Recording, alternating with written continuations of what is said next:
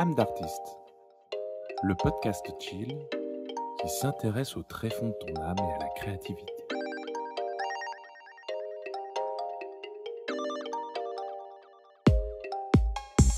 Salut à tous et à toutes et bienvenue dans Âme d'artiste, le podcast qui creuse les tréfonds de l'âme et de la créativité.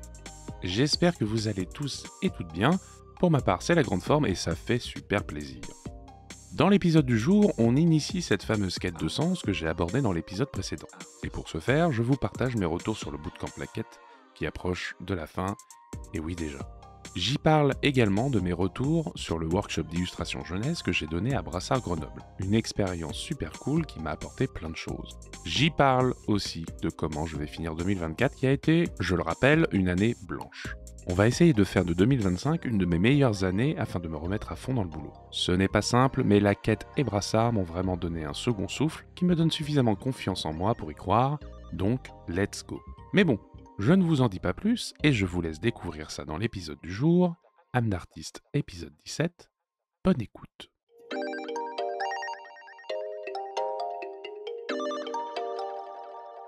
Eh bien, bonjour tout le monde, comment ça va ? Eh bien, écoutez, moi ça va plutôt bien comparé à l'épisode 16. On peut dire qu'il y a vraiment un avant et après épisode 16. J'en profite maintenant pour vous remercier de l'accueil que vous avez eu, que vous avez fait sur cet épisode. C'était vraiment super cool et ça m'a fait super plaisir. Et en même temps, je suis un peu triste parce que j'ai l'impression que je suis pas le seul à ressentir ce genre de choses. Mais bon, c'était le but aussi de cet épisode de trouver de voir si j'étais pas tout seul, et ça fait évidemment toujours plaisir de savoir qu'on n'est pas seul à penser ce genre de choses, et d'avoir un retour comme ça m'a vraiment touché, et ça m'a vraiment fait super plaisir.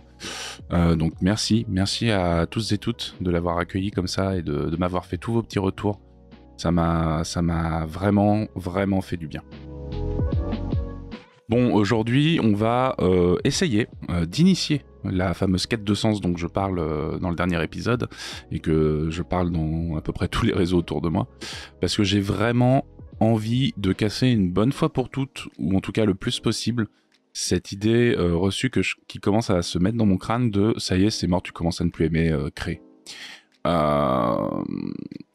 J'ai pas été aussi clair dans l'épisode de la dernière fois sur ça, mais dans le fait de vraiment plus kiffer à créer, il y a vraiment aussi cette sensation de se dire est-ce que c'est la fin ? Est-ce que ça y est, c'est fini ?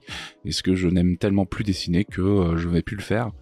Et j'ai pas envie parce que j'aime toujours ça, et je parlerai un peu plus tard de l'expérience que j'ai vécue cette semaine, qui m'a fait énormément de bien, et que je vais vous décrypter après. Mais avant, un petit bilan pour expliquer ce qui s'est passé depuis l'épisode 16 et toutes les bonnes choses que ça commence à engendrer. Déjà, je voudrais parler de la mise en action. Et en fait, il y a un truc que je fais en ce moment.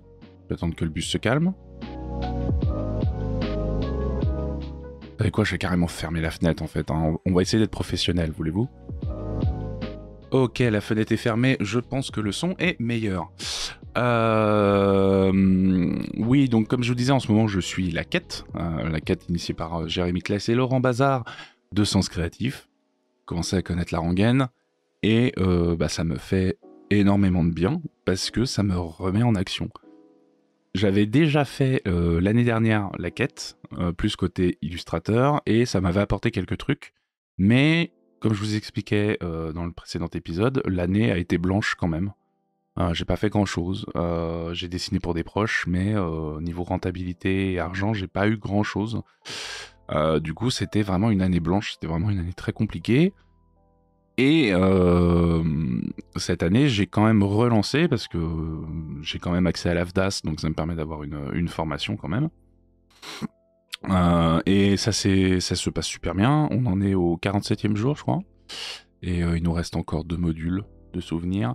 Et ça se passe super bien parce que j'ai l'impression, en fait, de dépoussiérer des choses qui avaient déjà été déterrées de l'édition de l'année dernière et qui, cette fois, prennent vraiment sens, comme si cette année blanche avait été une année de maturation de ces idées et de ces révélations.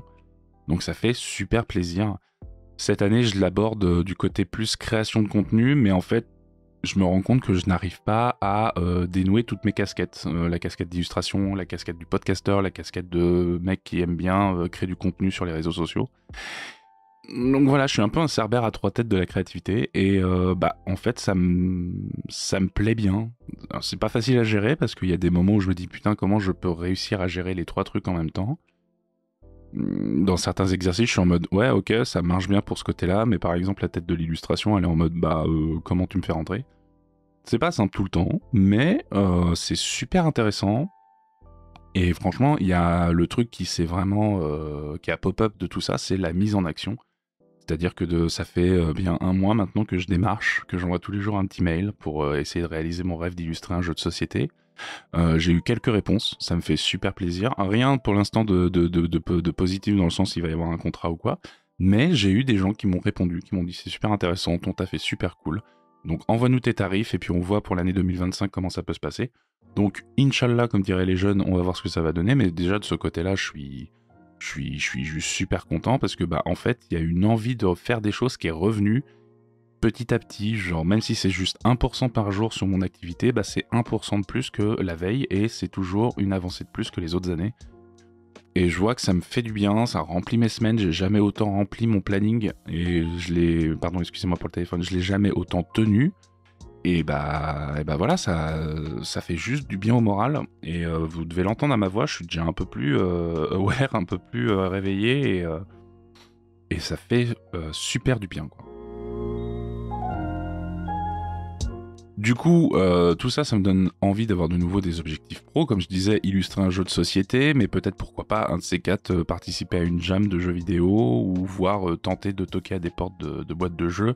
Ça ne sera pas forcément sur le court terme, on va voir. Je vais déjà essayer de réaliser le rêve d'illustrer un jeu vidéo. Un jeu de société, pardon, lapsus. Et sinon, il y a d'autres trucs qui me viennent en tête, comme lancer ma chaîne Twitch, parce que je me rends compte que j'aime bien parler devant un micro, mais ça serait encore plus cool si je pouvais montrer ma trogne et montrer sur quoi je travaille et puis échanger avec vous. Tout bêtement, dans ma tête, il y a des choses qui me viennent comme faire une radio libre sur la créativité ou même sur juste tout et n'importe quoi et faire que ma chaîne Twitch pendant 2 ou 3 heures, c'est du live où il peut tout se passer et du moment que c'est du bon moment et que c'est de la bienveillance, let's go. Donc voilà. Puis avec ça, évidemment, il y a des envies de YouTube qui reviennent. C'est pas une envie hyper forte. C'est pas un truc vital, mais ça me tenterait de retenter l'aventure. Alors, est-ce que ça sera du vlog? Est-ce que ça sera de la vidéo sur des thématiques? Je ne sais pas encore. Là encore, c'est plus sur du long terme. Là, je préfère me concentrer sur la remise en action et maintenir mes nouvelles habitudes qui me font du bien. Et puis après, on verra ce que ça donne. Je veux éviter vraiment de trop me charger aussi parce que c'est le souci quand tu commences à te lancer de nouveau sur une pente ascendante, c'est que t'as vite envie de charger la mule et je pense que c'est le mauvais truc quand tu sors d'une période de down, c'est de trop en mettre. Donc je vais m'en maintenir à ces fameux 1% par jour. Alors 1% ça paraît peu comme ça, mais j'ai pas envie de non plus être précis en mode oui c'est 9,99%. Non, c'est juste pour dire je fais petit peu par petit peu les baby steps comme on nous apprend dans la quête. Qui nous aident beaucoup, donc je vous conseille vraiment si vous avez du mal, faites des petits pas. Des petits pas, 1% par jour, c'est pas grave, mais c'est déjà 1% de plus que la veille. Ça fait un bien de taré. Donc voilà pour ça. Moi j'ai un petit café. Pour les mois à venir et pour finir 2024, du coup je vais continuer de démarcher. Planter des petites graines, voir ce que ça donne. Et puis on espère en 2025 que ça donne de belles pousses. Je vais essayer de continuer aussi de poster plus de reels et de contenu sur mes réseaux sociaux, principalement Instagram et LinkedIn. Parce que c'est 2 médias où je peux faire 2 choses différentes. Sur Instagram, je peux poster mon travail, évidemment, c'est ma vitrine. Mais je peux poster un peu de lifestyle ou de réflexion via les reels. Et c'est un format que je trouve de plus en plus intéressant et finalement qui laisse énormément de liberté. Si on se focalise pas trop sur l'algorithme, il y a moyen de faire des trucs. Et LinkedIn, lui, pour le coup, ça sera plus pour du texte, où je vais vraiment peut-être essayer de documenter textuellement et sur un autre axe, peut-être plus entrepreneurial, mes travaux, et puis aussi peut-être des articles de réflexion ou des choses que je peux pas forcément aborder sur âme d'artiste, parce que c'est soit pas hyper dans la cible, soit pas hyper intéressant comme ça à faire en vocal. Je vais voir. Un autre truc qui me vient en tête, c'est de faire une newsletter, où là, ça serait pas une newsletter âme d'artiste, ça serait vraiment une newsletter à mon image, la newsletter de Lutostinato, où je pourrais très bien vous parler de mes conseils pour réussir ça, ou vous donner des infos sur mon actualité, un peu comme fait Aurélien Janet en ce moment, ou alors vous parler des jeux vidéo que je kiffe en ce moment, des livres que j'ai lus, enfin bref, faire un truc où vraiment on se cause comme à une terrasse de café en coup de vent, quoi. Donc j'y réfléchis, parce que j'aime quand même de plus en plus écrire. C'est un truc, par exemple, sur la quête, je peux pas m'empêcher, à chaque fois qu'il y a les rendus d'exercice, je fais une newsletter à chaque exercice. Et de ce que je comprends, les gens aiment bien me lire. J'ai vraiment un truc où j'arrive à formater mon écriture pour que ça soit agréable à lire, en ayant énormément d'informations, sans que ce soit redondant. Donc ça serait plutôt cool à voir, d'essayer. Donc je vais me renseigner sur ça pour finir 2024. Mais encore une fois, pas trop se charger la mule.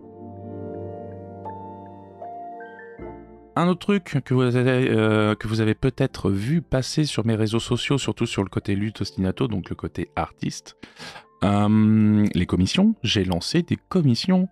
J'ai vraiment eu envie de me dire, 2024 a été une année blanche, a été une année compliquée, j'ai pas eu de clients, j'ai pas démarché de clients, donc c'est la faute de personne et c'est la faute de tout le monde à la fois.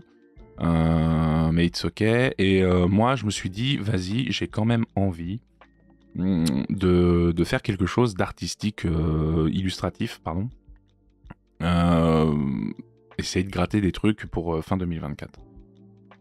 L'idée du coup, c'est de se focaliser sur le côté relationnel et aventure que j'aime bien, parce que comme je vous ai dit, j'ai fait des dessins pour des proches, et à chaque fois ça me fait super plaisir de voir leurs yeux et leurs réactions quand je leur donne le dessin terminé. Donc je me dis pourquoi pas jouer un peu cet axe-là aussi dans les périodes de creux.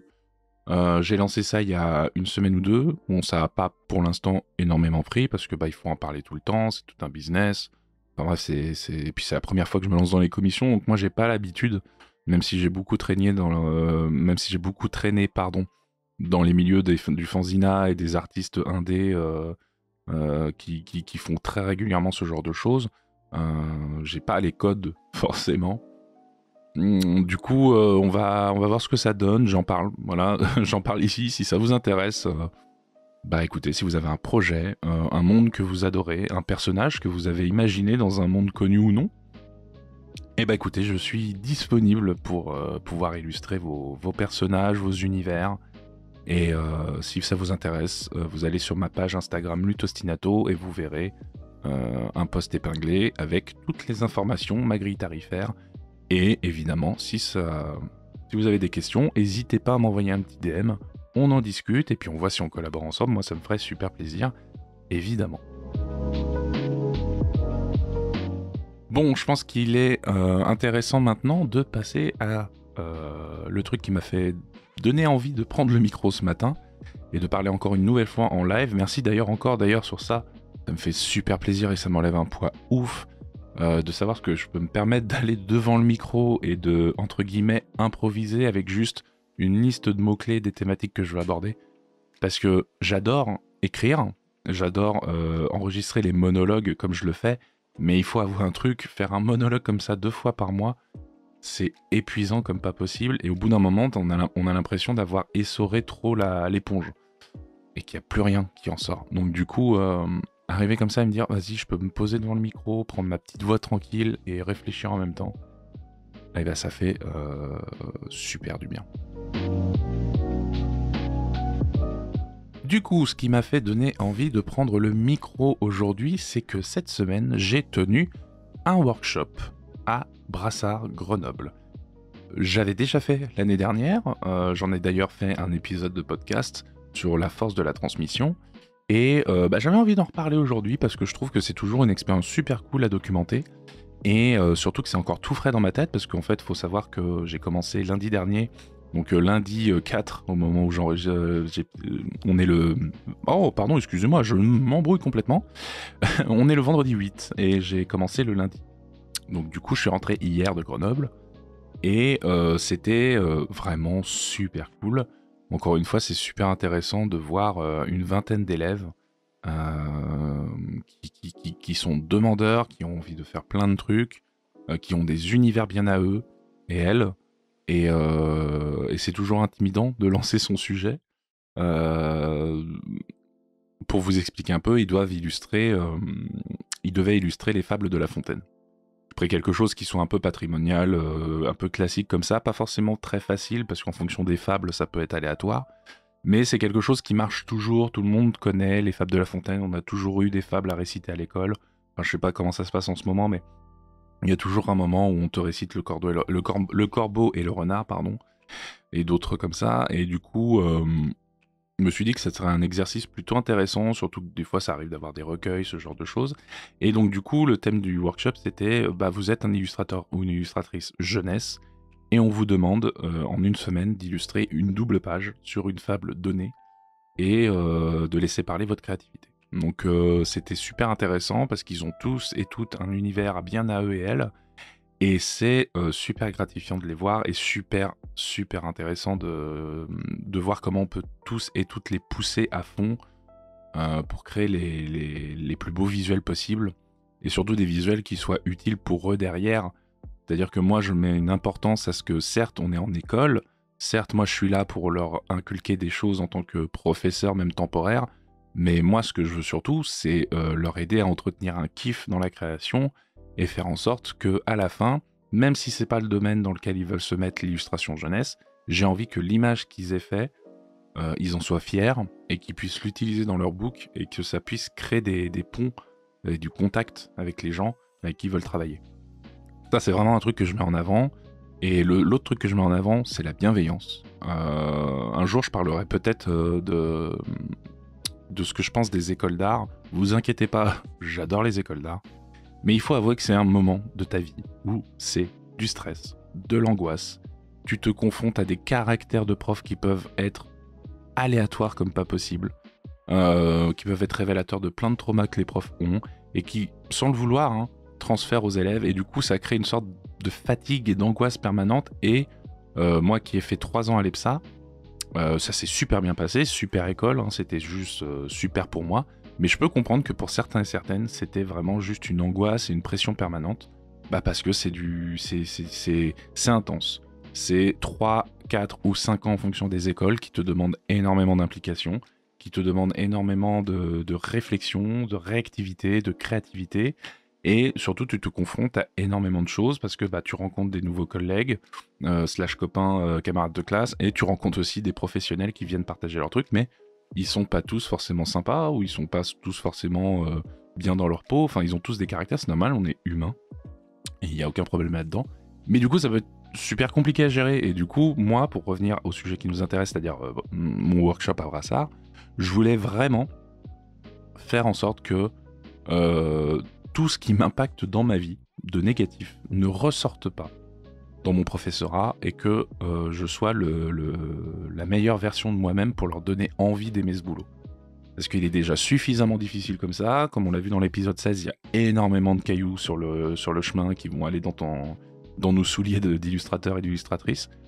On a suffisamment de problèmes comme ça. Si en plus derrière, quand on t'apprend le métier, le mec va pas bien, est pas en forme et ne donne pas envie de se projeter, c'est pas cool. Et si en plus derrière, il est un peu acariâtre, ça aide pas non plus. Donc moi, mon code, c'était, de toute façon c'est plus fort que moi, c'est bienveillance, écoute et action, mais action réfléchie. On va pas s'épuiser plus que de raison, je vais vous pousser au maximum de vos capacités, mais s'il y a vraiment de très gros blocages qui demandent vraiment le reste de la scolarité, c'est de toute façon pas forcément dans mon cours que ça va se débloquer. Donc on va y aller tranquillement, mais on va y aller bien, et on va donner le meilleur de nous-mêmes. Ça, c'est vraiment un truc que je porte attention là-dessus, et je pense que les élèves ont bien aimé cette formule, parce que j'ai trouvé qu'on avait une relation de professionnels qui fonctionnait très très bien. C'était super agréable. Et d'ailleurs, si vous m'écoutez, chers élèves, merci à vous, merci à vous, et bravo, parce que franchement, vous avez tenu une semaine, c'était pas simple. 4 jours pour illustrer une double page sur une fable qui est un texte quand même un peu ancien, daté, pas forcément avec des morales très 2024, ou même pas forcément facile à aborder, parce que c'est une thématique particulière. Enfin bref, pas simple. vous en êtes quand même super bien sortis. Vous avez produit des images qui sont super cool, qui représentent bien ce que vous êtes au fond. Et ouais, je pense que franchement, ça peut vous aider dans votre book. Donc, si vous passez par là, bravo, vous avez réussi. Et vous êtes vraiment super. Et c'était super agréable de collaborer avec vous à ce workshop-là. Donc voilà, Brassard, c'était une super expérience. Encore une fois, le cadre était super cool. C'était Brassard Grenoble. Donc en plus, on était entouré de montagnes. Donc ça, quel plaisir de prendre sa pause déjeuner avec les massifs autour de nous. Ça, c'est vraiment un truc qui est super agréable quand tu vis à Paris tout le reste de l'année. Et voilà, et c'était super cool. En plus, c'était l'occasion pour moi de revoir des potes à moi qui travaillent aussi à l'école et que je connais depuis le lycée. Donc Morgane, Jamin, Gabriel, si vous passez par là, des bisous. C'était vraiment super cool de vous revoir aussi.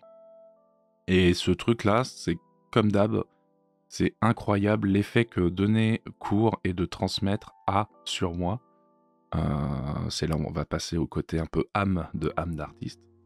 C'est-à-dire que avant d'aller à Grenoble pour donner le workshop, j'étais pas bien.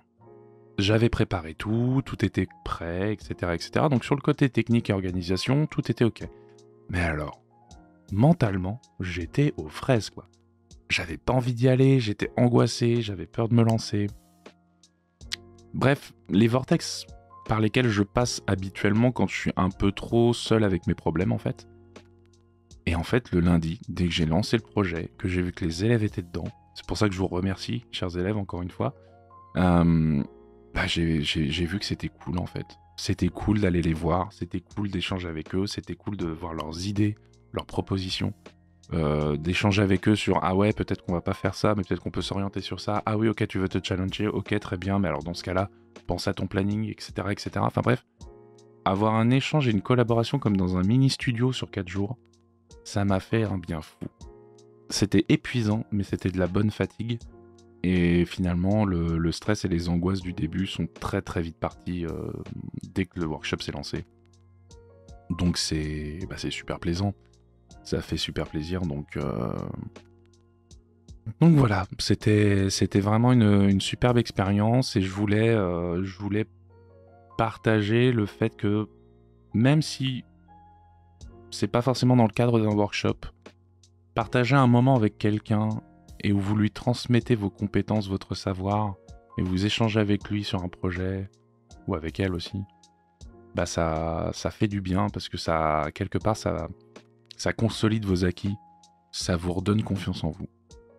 Moi, j'ai vraiment eu ce sentiment de ok, j'ai peut-être eu une année blanche compliquée, j'ai peut-être rien fait, j'ai peut-être pas démarché, j'ai peut-être fait pas mal d'erreurs, mais j'ai des compétences, j'ai un savoir-faire, je suis un professionnel et je suis capable de le transmettre à autrui et que ça lui serve. Et que peut-être, potentiellement, et c'est tout ce que j'espère, ça soit de meilleurs créatifs et de meilleurs artistes que moi. Et franchement, ça fait du bien parce que ça remet les pieds sur terre. Ça remet les pieds sur terre et ça redonne confiance. Donc, c'est pour ça que j'ai mis dans le titre transmission, encore une fois, parce que là, c'est vraiment une véritable force que de transmettre des choses à autrui. Et je pense qu'en ce moment, on a besoin de transmettre des choses, mais des choses positives, pas forcément de la peur, de l'angoisse, de la haine comme il se passe en ce moment.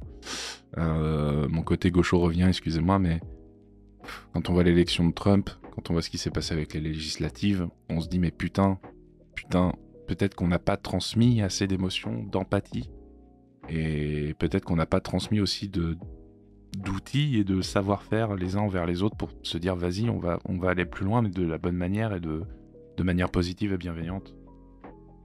Et bah c'est tout con, mais moi je pense que ça passe par ça, quoi. Donc si vous avez l'occasion, si vous êtes créatif et créatif, et que vous avez l'occasion de tenir un atelier, mais allez-y. C'est angoissant, c'est pas simple à organiser, parce que c'est plein de nouveautés, c'est plein de choses à prendre en compte.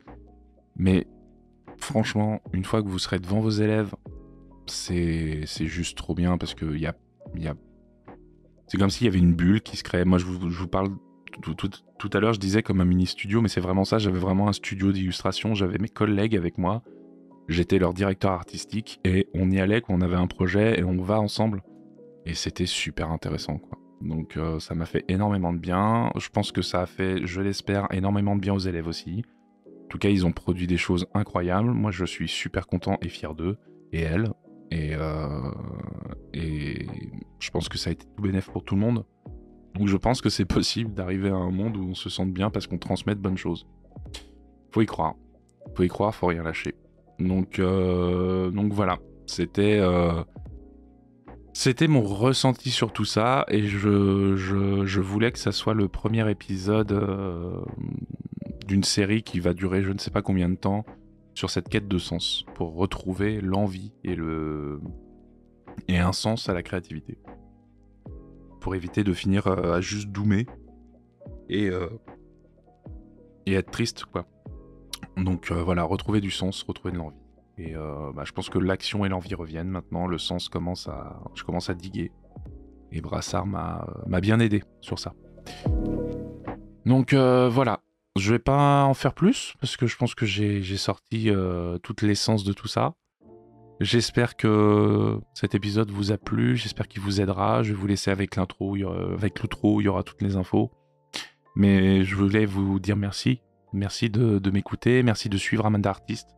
Merci de me soutenir, merci de suivre mes réseaux créatifs. Ça me fait super plaisir. Et là, par exemple, je vois tout bêtement que sur Lutte Ostinato, ma page Instagram, on est à 50 abonnements, à 50 follow des 1000. Et c'est un chiffre un peu symbolique. Donc ça me fait plaisir. Donc petit à petit, on se construit une petite communauté. Je vais essayer de réfléchir à des choses pour que cette communauté soit proactive, qu'on puisse échanger les uns les autres. Donc ça sera peut-être par la newsletter, mais ça sera peut-être aussi par cette fameuse chaîne Twitch que je voudrais essayer d'enfin lancer. Mais voilà, encore une fois, je me charge pas la mule, comme je vous le disais en début d'épisode, et on verra ce que ça donne. Sur ce, moi je vous souhaite une très très bonne journée, de prendre soin de vous. N'hésitez pas à partager, liker, commenter et noter 5 étoiles sur votre appli de podcast préféré ce petit épisode, et ce podcast en général. Et surtout, prenez soin de vous et des autres. Prenez soin de vous et de votre âme d'artiste. C'était Lutte, des bisous.